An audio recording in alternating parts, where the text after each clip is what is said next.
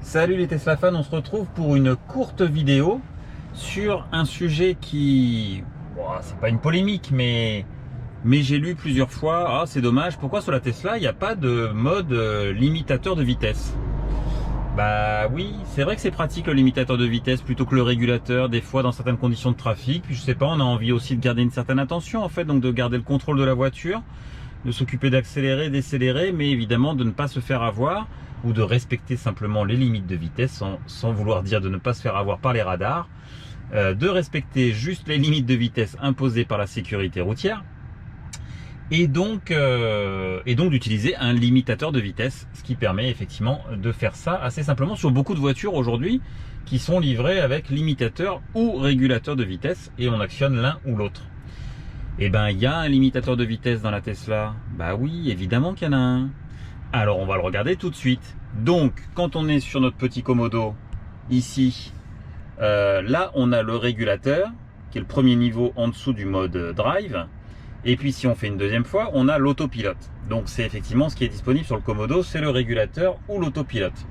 Le régulateur étant un régulateur de vitesse adaptatif. Mais donc, ça n'est pas un limitateur. Puisque à partir du moment où on utilise le régulateur, on n'a plus besoin de mettre le pied sur l'accélérateur. C'est la voiture qui accélère en fonction de la vitesse qui est ici programmée et qu'on peut modifier à plus ou moins 5-10 km ou plus, mais aussi selon le type de route. Attention. Ah non, sur le régulateur, pardon, ça c'est sur l'autopilote. Sur le régulateur, on peut choisir la vitesse que l'on veut. Par défaut, il va vous prendre la vitesse qui est ici, mais ensuite vous pouvez la modifier en plus ou moins. Mais quand on va dans... comment ça s'appelle ? Je sais plus, réglage, contrôle, contrôle sécurité, qu'on est en mode parking, comme je le suis actuellement, il y a un mode de limitation de vitesse. D'accord?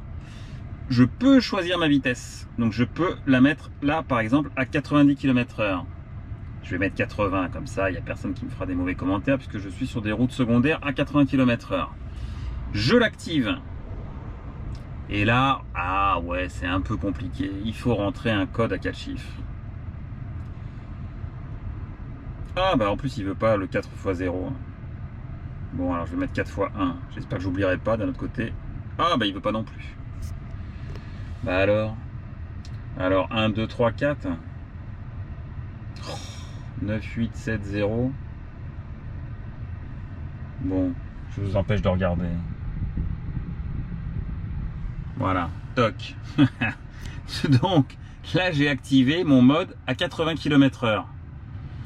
Et d'ailleurs sur mon smartphone, puisque dans l'application Tesla où je vois ma voiture qui est stationnée à 85% de charge, j'ai les commandes et là je vois aussi mon mode de limitation de vitesse, d'accord, à 80 km/h. Et ben c'est parti, on roule, on se met en mode drive et on y va. Et on va voir qu'à 80 km/h, eh ben, il nous limite. Et même, il va nous prévenir dès 75. Donc c'est parti, je monte à 75. Et écoutez, limite à 80 km/h. Et évidemment, il n'est pas bête, hein, c'est un limitateur. Donc je ne peux pas dépasser les 80 km/h. Alors, il y a donc bien un mode limitation de vitesse. Mais ouais, il n'est pas super pratique. Parce que je ne peux pas changer la vitesse de mon mode de limitation. Pour ça, il faut que je repasse en mode parking et que je désactive le mode de limitation de vitesse en rentrant mon code PIN, que je change la vitesse et que je le réactive. Nul. Deuxième inconvénient, il passe automatiquement la voiture en accélération confort. Nul aussi. Parce que cette fonction, elle a été développée pour être intégré dans ce qu'on appelle le mode voiturier. Donc si on laisse la voiture à un voiturier ou bien à ses enfants ou n'importe, on peut effectivement limiter la vitesse à laquelle ils roulent. On peut les empêcher d'aller fouiller dans les détails de la voiture, d'ouvrir la boîte à gants et ainsi de suite.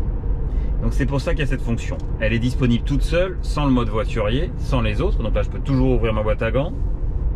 Ça marche. Merci la boîte à gants. Mais elle est effectivement assez limitée. Alors, avec le téléphone,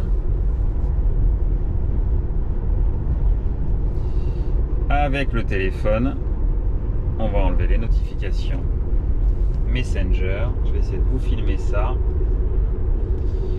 Je peux...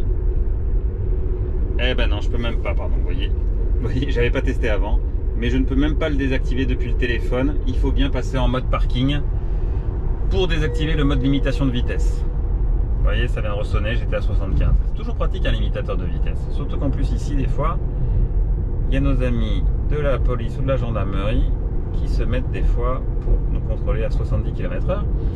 Donc merci Tesla, merci le mode limitation de vitesse. Ils sont là ou pas aujourd'hui? Non, ils sont pas là. Et donc voilà, il y a un mode, mais il n'est pas pratique. Alors pourquoi il n'est pas pratique? Surtout parce que merci nos politiques de nous changer la vitesse sur nos routes tous les 300 mètres, quoi. Donc 70, 90, 80, 70, 50, enfin bon bref, c'est l'enfer. Alors quand on rentre en ville et qu'on se met à 50, c'est très bien. Mais enfin bref, c'est un autre sujet, c'est un autre débat. Mais si vous voulez le mettre à 130, d'accord, et que vous allez faire un long trajet d'autoroute, et bien sachez que vous pouvez avoir un mode limitation de vitesse et dans ce cas-là ne pas utiliser le régulateur.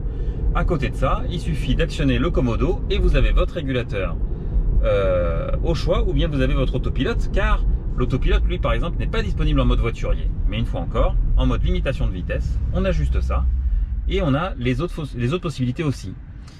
Voilà, donc pas aussi pratique que sur la plupart des voitures thermiques qui ont ça aujourd'hui et sur lesquelles on peut changer de façon dynamique la limite de vitesse, mais pour ceux qui sont vraiment fans et pour l'autoroute. Donc personnellement, comme je ne sais pas ce qui se passe là, je l'enlève, je vous montre pas mon code et je le mets à 130.